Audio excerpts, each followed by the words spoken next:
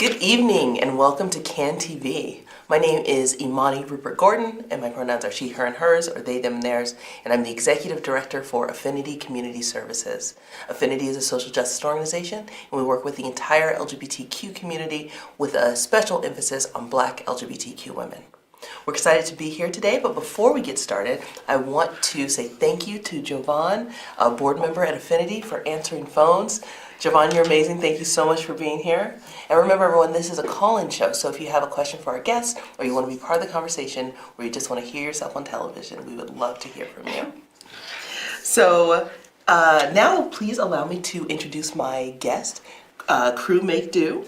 Crew is the creative director specializing in multimedia, event planning, cosmic root work, astrology, and is the creator of the Black Lesbian Archives. Yes. Crew, thank you so much for joining me. It's a pleasure to have you. Thank you, Imani. Thank you for having me on the show. I appreciate you. Oh my goodness, the pleasure's mine. It really is.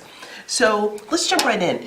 So I always like to start and ask our guests what their professional careers look like, because we know that a lot of times people tune in because they want to hear about the resources and things that are happening in our city, but also some people are really interested in the type of work people do and how they can do it themselves. So I'm wondering if you can share your career trajectory and how you became the creator of the Black Lesbian Archives. Will do. Well, I am a full-time artist. I DJ definitely spring, summer time for nonprofit organizations and organizations that cater to women, because I love women. I also do documentary photography and filmmaking. So if you ever need a photographer or a videographer for any of your events, portrait photography, anything like that, let me know. And I also do cosmic root work astrology, so discovering your creative endeavors in this lifetime, and I do past life regressions as well. So if you would like to know what you were up to in the past life, let me know.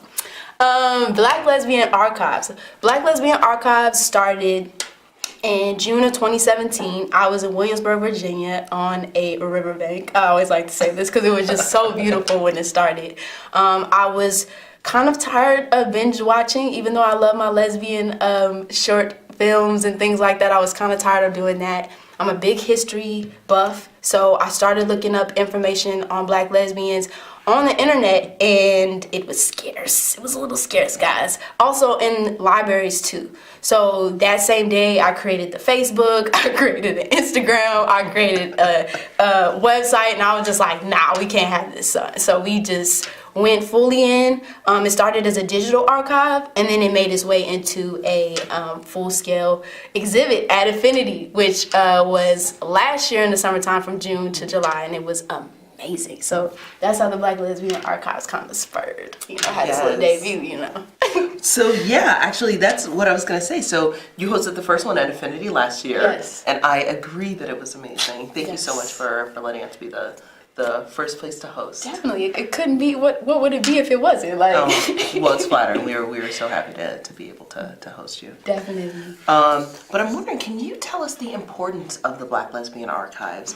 and what have you found out that it's meant to folks? Yes, Black Lesbian Archives started, well, you know why it started, but it was a tag on the erasure of Black lesbians in the community. It was just like, I didn't want to see our histories, our stories, our lives being put to the side. So when we created the exhibit and we had the exhibit and all these people came, and it was just, it was amazing. Like, especially opening night was just like, it was just like a life-changing experience. And people were just so connected because it brought up histories that people didn't know about. It brought back memories that people forgot about, and people were just so immersed in like just being in that, not even just the opening night, but everything that followed through with it. People were just excited about being immersed in a history that has been, once again, kind of like on the back end of things. So it was just a beautiful, beautiful thing. And I appreciate everybody who did come through to all the events following the exhibit. I appreciate you. Thank you. So what are the Black Lesbian Archives doing now? So, the Black Lesbian Archives BLA is currently on tour in Chicago. We started off at Gerber Hart. Shout out to Gerber Hart, Will, and the whole team that was there. Zakia, everybody that, Zakia, Rachel, Casey, everybody that came through and supported. We were at Artemis for the Lesbian Feminist Chorus. As well. So right now we're currently on tour. The next place we'll probably be at in May is going to be DePaul. And what else? Oh, also doing some funding, just trying to get some funding for the house. Basically, I envision having a house for people who are dealing with suicidal thoughts, people who are dealing with mental illnesses, people who want to learn about herbalism and growing holistic health and building homes, and a place like a shelter, like a place where people can come if they want to eat, a place if people want to come and talk to somebody else, want to meet somebody new, maybe dabble, you know what I'm saying, if you're single, you know, or not, and all those types of things. So yes, the Black Lesbian Archives tour is a segue into something that I eventually want to turn into a home, a house in hopefully the near future. So yes, stay tuned. That's amazing. That's amazing. Wonderful. So what else do you do besides Black Lesbian Archives, and how do those things sort of intersect with the work that you do? Yes. So back to documentary style photography, videography, and things like that. Everything I was telling Money earlier, everything that I do centers around women. And I didn't really notice that until I had to like write down everything that I actually do. I'm like, what do I do? And when I went back to it, I'm like, women. Oh, well, women in more ways than one. I didn't mean it like that. But yes, everything that I do comes back, the root, the foundation of what I do is centered around women. I love women. Anything from DJing to my photography work, working with women in astrology and things like that. So yeah, in a roundabout way, even when it ties into BLA, everything comes back to my love for women. So yes. Yes. Thank you, Drew. So let's switch gears a bit. Yes. Let's do that. So why don't you tell me one of the successes that the Black Lesbian Archives have had? Yes. The unification of people, the bridging of the gaps between people of different walks of life, as far as like age and different culture backgrounds and skin colors and things like that. Just seeing people being able to come together as a collective and, you know, share stories. Older people are my wiser folks. People don't like to be called old, so my wiser folks, and then the young bloods coming in and coming together and having like real serious conversations. Like, yo, I've been through this, and like, well, I've been through this, and seeing how those worlds intersect in their own way, but also build on the foundation that we've already set. So I think that's been one of the most successes. It's just seeing that and just being immersed in that. It's amazing. Definitely. That's awesome. That's awesome. So you've done a lot. You've worked with a lot of people. Yes. Is there anyone that you've been able to work with that changed your life or your perspective or the way that you think about things? Yes. It's a wonderful person that I am sitting next to right now here on Katz TV, Imani. True. Okay, so Imani has been with me through the beginning of when BLA started, and she has been the biggest supporter in this process. When I first came to Chicago, I was a little nervous because I'm like, I'm kind of a new fish in the pond, guys. Like, you know, nobody knows me. I mean, people know me, but it was like I was coming in uncharted territory because I'm not from Chicago. You know, it was my first couple months actually being in Chicago. When I came to Imani, immediately there was no question. There was no like, girl. It was just like, what do you need? Like, what do you want to do? What are you trying to do? How do you want to do it? How do you see it? It was just a very progressive, a very like just beautiful, warm welcome to Chicago and starting this project. So I just want to thank you for that, Imani. Oh my goodness. Thank you so much for that. I really do. Get you an Imani. You are. Wow. Get you an Imani. if you need it, definitely. So thank you for that. Oh my goodness, the pleasure and honor was mine. Thank you so much, and thank you for your kind words. That wasn't the plan, y'all. No, not at all, not at all. It just, when I saw this, it was the first thing. She's the first person I thought of when doing this project. Is like her being consistent throughout when I started versus where I am now, and we are still here. You know what I mean? You are so kind. So I appreciate you, and even having me here, like even asking me to be on the show to do what I do. Like I definitely like. I mean, I'm so proud of the work that you're doing, and I'm so happy that we get a chance to talk about what you're doing. I mean, you saw something that was missing from our community, and you found a way to make it happen, and it's beautiful, it's admirable. Thank you. I'm so happy to have the privilege of being here while it happened. So thank you so much. Thank you. And thank you for the incredibly kind words. No, definitely. So sweet. Thank you, Imani. Appreciate it. So we're back, y'all. I had to do a little. Definitely. So, I also want to know, what has been the most difficult part of creating the Black Lesbian Archives? And if there's anything that you've learned or anything you would do over, what would that be? What have you learned? What would you do differently? Oh yes, relinquishing control. Oftentimes when I was going to say we, but this is, yes. When I start projects, I like to have my hands in every basket. I'm like, no, this has to be this way. This has to be, for those of you that don't know, I'm a Leo Virgo Cusp, so my Virgo side comes out when dealing with projects. And I like to have my hands in every single thing. So what it did was, even though the event was highly successful, might I add, it caused a lot of stress on myself mentally, and it's only because I put that on myself because I was trying to do everything at once. And it's like, let people do what they do, how they do very well. You can sit down. Like, just take a break. Like, and that's one thing I do want to put out there to the world and everybody who's watching, like, if you have a project and you know there's people around you that can really help you do what it is that you need to do, not use them, but help you, and y'all can cultivate something in what you do, let it happen. You don't have to do what you need to do, how you need to do it, and let people come around you in your vision and in y'all's vision together and create what you need to create. So this year I had to take a step back and be like, okay, what do you need, girl? What do we need? Like let's not jump ahead. We don't want to be there this year. So taking a step back and letting people do what they do. That is a great answer and a lovely thing to learn so early on in your career. Early. Yeah. It takes some of us a little longer than that. Yeah. So, and always good to hear. Always good to hear. Definitely. Yep. So I'm wondering, what do you have to share with entrepreneurs or folks that want to see something, they want to do something that's never been done before? What advice would you give them? Just do it. No Nike.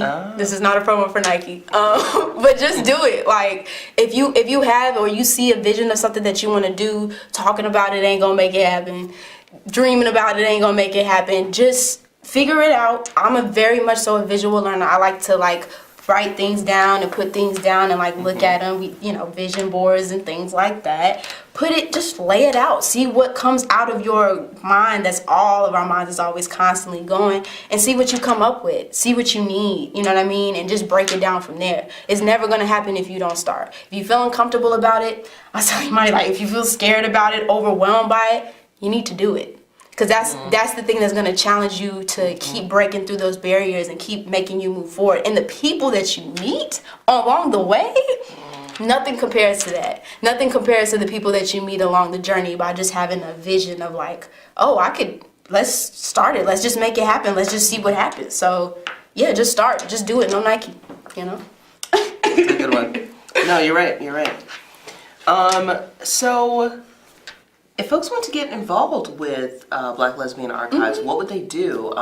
Do you take volunteers, sponsors? How do people get involved? Yes, definitely sponsors. Hello, how you doing? My name is Kumi. Do come talk to me. And also volunteers as well. Volunteers, I'm looking for people who do photography, video, welcome, the welcoming committee, you know what I mean?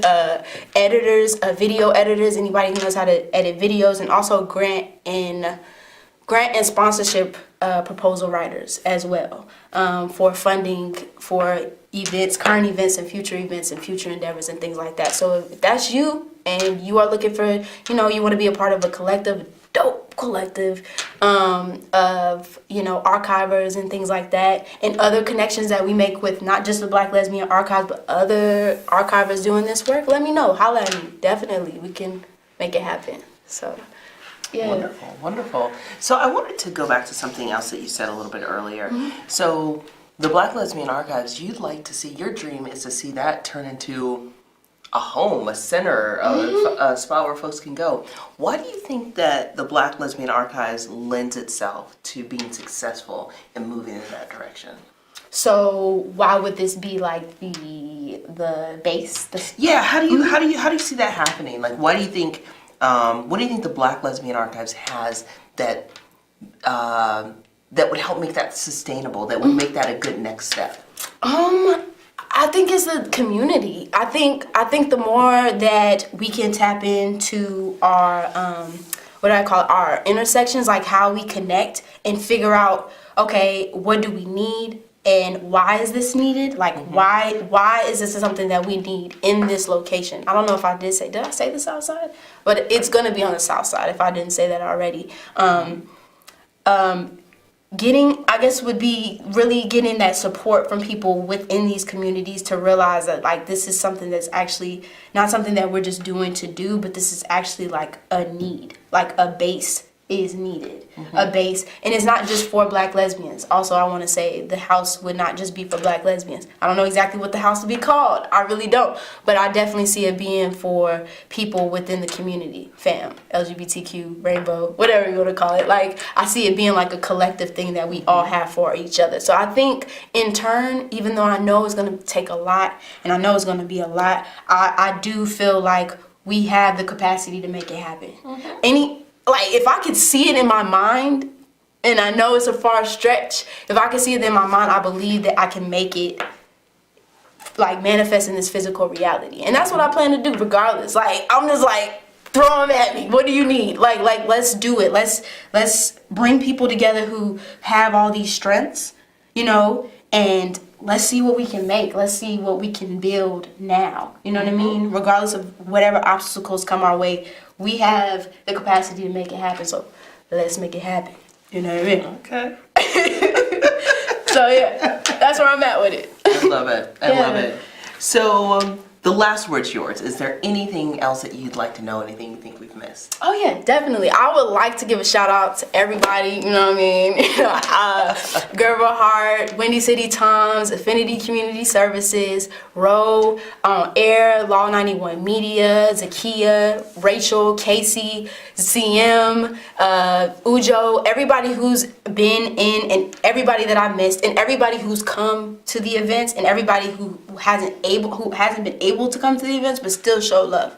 I just want to thank everybody for that. I really, really do appreciate y'all time and time again for trusting the kid, you know what I mean, with such valuables, and dalliances. But I think that's all I really have. And I hope to see y'all at future events with the BLA, and not even just with BLA, but just other things going on in my center and, Affinity Community Services Center. And I mean, that's really all I have. Thank you. Appreciate you. Wonderful. Crew, thank you so much, and know that we are so proud of the work that you're doing. So happy that it's happening in our community. You're amazing. So thank you so much. Thank you for the work that you're doing, and thank you for being here today. Thank you for having me. Like, really. Mine. Pleasure is absolutely mine. Yes. So thank you so much, everyone, for joining us. If you want to learn more about Crew, you can, or the Black Lesbian Archives, you can learn more at Crew, KRU,